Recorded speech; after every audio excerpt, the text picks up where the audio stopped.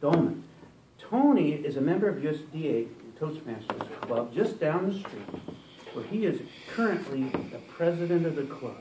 He's been involved in contests ever since he joined Toastmasters in '06. Can I say '06? Oh, '06. That's what they did back in was it 1806 or 1906?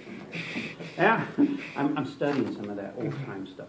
After years of competing in all 4 contests, he finally accomplished one of his goals of winning the district level contest when he was awarded first place in District 27 for Table Topic Speech Contest just last November.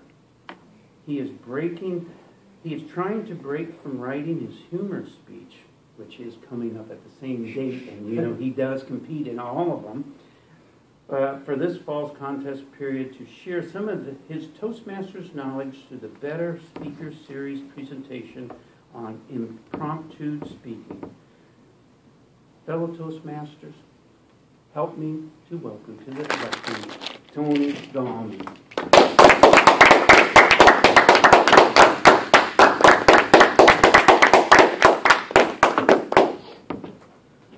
Thank you, Mr. Toastmaster of the Day. First of all, I have a question. Who here has a smartphone? Raise your hand. Okay. Who thinks they have the fanciest smartphone? No takers? I'd show you my smartphone right now, but currently it's being used to record my speech, so I can't hold it up right now. But I'm telling you, I have the fanciest smartphone in the world, because not only can it record my speech, but it also got me this thing. This is my first place District 27 trophy for the Table Topics contest that I won last November. And the question that I was given was, what piece of modern technology could you not live without in your life? And I chose my smartphone mainly because I have this kind of addiction that I need to look up anything, that when anybody asks a question, I need to immediately go to Google and look it up. And I was able to turn that into a Table Topics speech, and I was able to win first place in the Table Topics contest. But I'm not here to brag about winning. I'm here to talk about and impart some of the knowledge that I've learned from being in the Table Topics contest. About a year ago, I was sitting right where you are, where a lot of you are sitting here in this meeting today. As I had participated in Table Topics during my club meetings, I had been to a few contests, but I never made it very far. So I decided to do a little bit of research, and I had a little bit of practice. And just after that little bit of practice, I got to this point, and I won first place in a Table Topics contest.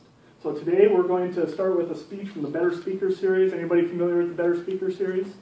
Better Speaker Series is a set of speeches that have been put together by Toastmasters International on some different areas that you can improve your public speaking. And when Denny and Stephen asked me to talk about Table Topics today, I went into the files and I found the impromptu speaking speech from the Better Speaker Series, and I'm going to share with you some of the lessons that Toastmasters has put together and that I have learned through competing in the Table Topics contest. We're going to go through 3 different areas. We're first going to talk about a little 5-step process. Number 2, we're going to talk about organization. And number 3, we're going to talk about 3 points that you can use when you're competing in Table Topics. First, when giving an impromptu talk, you want to focus on 5 areas. Number 1, you want to listen. It's very important that you actually listen to the question that is being asked. One time, I was acting as a contest chair in one of my previous Toastmasters clubs in Sioux Falls, South Dakota. And the question that I brought forth for the audience was, is it ever wrong to do the right thing? And one of the speakers came up and didn't answer that question, but asked, is it ever right to do the wrong thing? She gave a fairly good answer, but because she didn't listen to the question, she didn't actually end up doing very well in the contest because she wasn't listening to the question that was being asked. So make sure that when you're competing in the Table Topics contest, to actually listen to the question and make sure you're answering. Number 2, pause. This is something that I've never found written down officially in the Toastmaster rules, but early on somebody told me that in a contest you can pause for as long as 15 to 30 seconds before you answer the question. Even though that's not something you might do in your regular club meeting, take that time. Sit here, clear your thoughts, come up with the structure that you're going to use for your speech. When you're sitting out in the audience, it may seem like it's a long time, but really it doesn't take that long at all. take that pause, clear your mind, and give you the structure that you need so that you're able to have a successful table topics. 3, confirm. Make sure you actually restate the question. That's a good way so that you're able to focus on what you want to do. Answer the question. That will set up your entire speech so that your speech is focused on the table topic itself. Number 4, tell. Actually go through the body of your speech. Answer your question. Provide some backup information that you need so that you're able to answer your question successfully. And number 5, end. You want to make sure you have a conclusion. Go back over the question again, make sure you've answered it, and re-evaluate some of the points that you were able to make in your speech. Now, I didn't get to see Denny's speech before I gave it today, and his second point of his speech was on organization of your table topics and how it should be a mini speech. And guess what? The second point of my speech is that you need to organize your table topics in order for it to be a mini speech. And it's such a valuable point that I'm just going to go all over it again. First, you want to have an introduction. If you'll notice in the table topics that I gave earlier today, I had a quote by Lucy Van Pelt. That is the same quote that I used in the District 27 contest. I use it in several table topics that I have. If you're able to have a few quotes that you can rely upon at the beginning of your table topics, that's going to be an excellent tool that you can use when you're giving table topics. You just have a few quotes that you can access in your mind. Another one that I commonly use is that the best time to plant a tree is 20 years ago.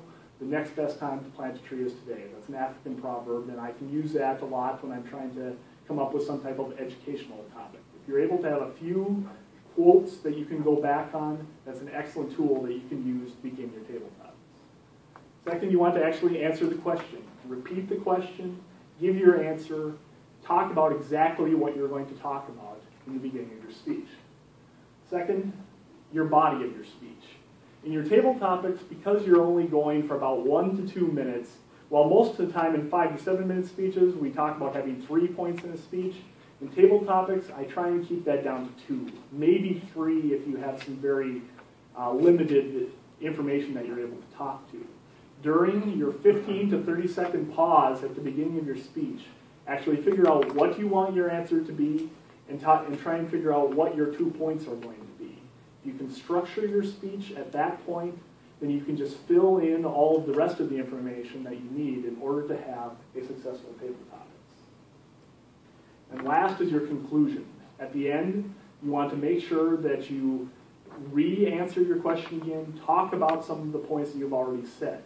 As Denny said, the organization of your speech, if you look at the judge's ballot that he gave you, is 30 points for the organization of your speech. It is the largest section of what the judges are looking at. So you want to make sure that you are very clear on the organization of your speech while you are presenting table topics. To end, we're going to look at 3 points that you can think about. Number 1, you want to be confident.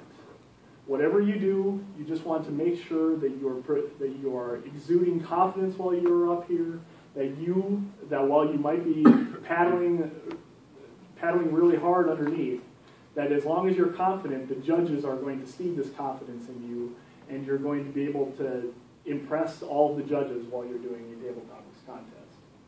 You want to be brief. It is very easy in a 1 to 2 minute speech to get caught off on many tangents. If you go over 2 minutes and 30 seconds, you're going to be disqualified. So if you want to make sure that you just structure your speech so that you're hitting those 2 to 3 main points that you decided on at the beginning, hit those 2 to 3 main points, cut off your speech so that you're able to get to your conclusion and not lose any of the valuable points that you need in your organization section of the judge's ballot. And third, be sincere. It is always important to be yourself.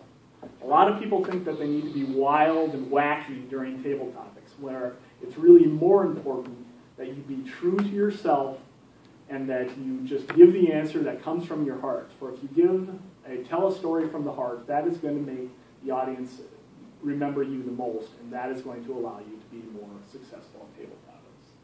So today we have looked at 3 different areas. Number 1, we looked at a 5-step process in order to help us improve our table topics. Number 2, we looked at the importance of organization.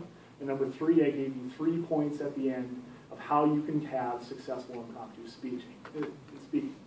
So we can see that while it is great to have a nice phone that you can use to tape your speeches and provide you inspiration for your speech, what you really need is good organization and good confidence, and you too can be a tabletop explainer. Mr. Toastmaster.